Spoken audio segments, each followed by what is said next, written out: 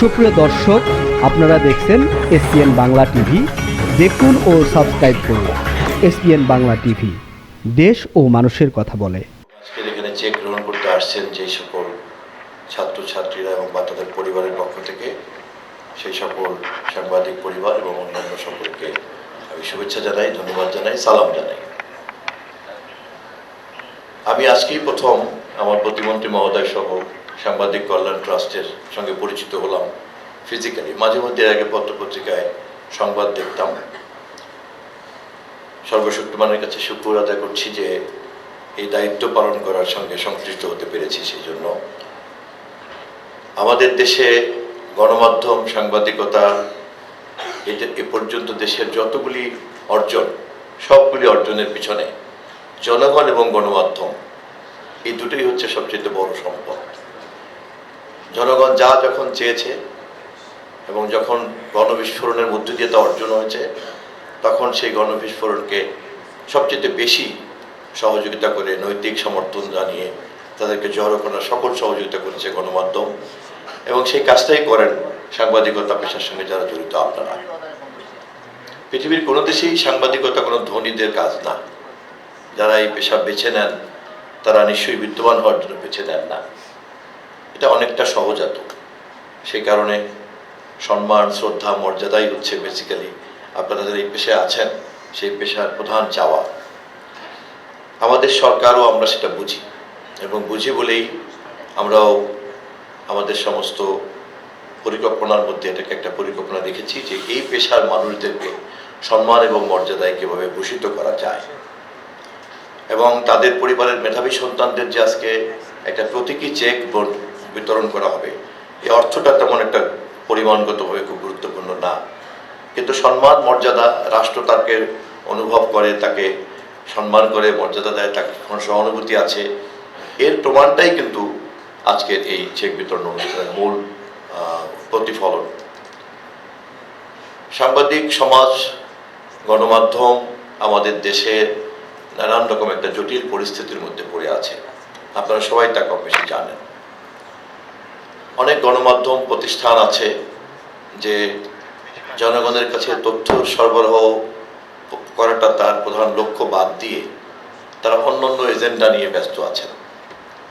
এবং তথ্য মন্ত্রণালয়কে সেই কারণেই জনগণের যে তথ্য পাওয়ার অধিকার, সেই অধিকার পাওয়ার যারা দিতে চায় তাদেরকে কিভাবে সহযোগিতা করা যায়, আর যারা এই তথ্য সরবরাহের ক্ষেত্রে নানান রকম ডিসইনফরমেশন করার তৎপরতায় ব্যস্ত, অথবা এটাকে একটা ব্ল্যাকমেইলিং অথরিটি হিসাবে তৈরি করতে চায়, সেই জায়গাগুলিতেও কীভাবে মনিটর করা যায়, এবং যাতে জনগণ প্রকৃত অর্থেই একটা অবাধ তথ্য প্রবাহের সেবা পেতে পারে, এটাই হবে আমাদের কাজ।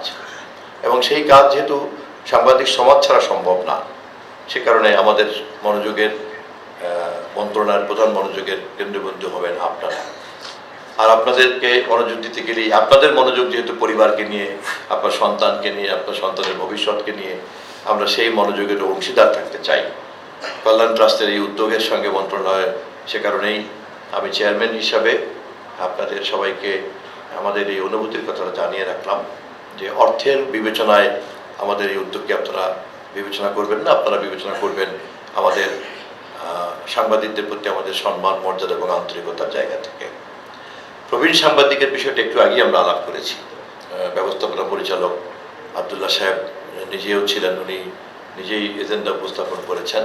এটা অত্যন্ত গুরুত্বপূর্ণ, এবং আমরা এটার যে মন্ত্রণালয়, অর্থ মন্ত্রণালয়ের সংশ্লিষ্টতা যতটুকু আছে সেটাকে কত দ্রুত শেষ করা যায় করে আমরা চেষ্টা করব কত দ্রুত এটাকে একটা কার্যকরিতার জায়গায় নিয়ে যাওয়া যায়। যেহেতু রাষ্ট্র, সরকার এটাকে একটা আইনের মধ্যে দিয়ে চলতে হয়, জনগণের রেভিনিউ টাকা খরচ করতে হয়, ফলে এর একটা জবাবদিহিতা সবসময় থাকবে। ফলে আমাদেরকে সেই জবাবদিহিতার পর্বগুলিকে শেষ করে করে তারপরে এগোতে হবে। সেই সময়টুকু আমাদেরকে আপনারা দিবেন। সাংবাদিকদের দৈনন্দিন জীবনের ক্ষেত্রে চিকিৎসা একটা গুরুত্বপূর্ণ সমস্যা, এটা নিয়েও আমরা আলাপ করেছি আজকে। এবং সেই ক্ষেত্রে আমরা সিদ্ধান্ত নিয়েছি যে আমরা কোনো না কোনো একটা হাসপাতাল, বড় হাসপাতালের সঙ্গে, সরকারি হাসপাতাল অথবা বিশ্ববিদ্যালয়, মেডিকেল বিশ্ববিদ্যালয়ের সঙ্গে আমরা একটা সমঝোতার মধ্যে আসব, যে সেখানে যেন সাংবাদিকরা একটা সুবিধাজনক, উভয় পক্ষের সুবিধাজনক একটা সমঝোতার মধ্য দিয়ে একটা নিয়মিত অগ্রাধিকার ভিত্তিতে চিকিৎসা সেবা পেতে পারেন, সে ব্যাপারে আমরা উদ্যোগ নেব। ভবিষ্যতের সুযোগ, সম্ভাবনা এবং পরিস্থিতি অনুযায়ী আমাদের মন্ত্রণালয় সাংবাদিক সমাজের জন্য আরও কীভাবে ফ্যাসিলিটেট করা যায়, আমরা সেই সব ব্যাপারেও মনোযোগী হয়ে উঠব। সর্বশেষ আমি আপনাদেরকে স্মরণ করে দিতে চাই যে গণমাধ্যমের তৎপরতার প্রধান কাঁচা মাল হচ্ছে ডাটা, ইনফরমেশন। একটা ইনফরমেশন, ডাটাগুলি জড়ো হতে হতে তারপর একটা ইনফরমেশনে পরিণত হয়। সেই অর্থে বিগত দিনে এই ডেটা সংগ্রহ করা, তাকে প্রসেস করা, তারপর এটাকে ইনফরমেশনে পরিণত করা, এই কাজগুলি কিন্তু একসময় প্রচলিত পুরনো গণমাধ্যমগুলিতে ছিল না। এখনকার নিউ মিডিয়াতে কিন্তু এই যে কোনো ধরনের কন্টেন্টের এই প্রসেসটা হয়ে গেছে ইম্পর্ট্যান্ট।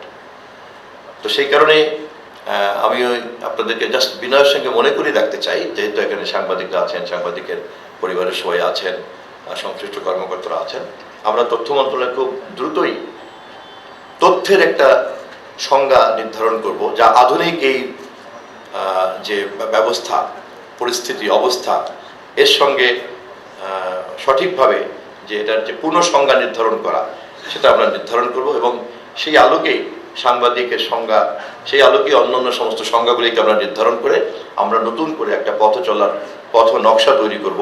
আপনাদের সকলের সহযোগিতা চাই। ধন্যবাদ সবাইকে।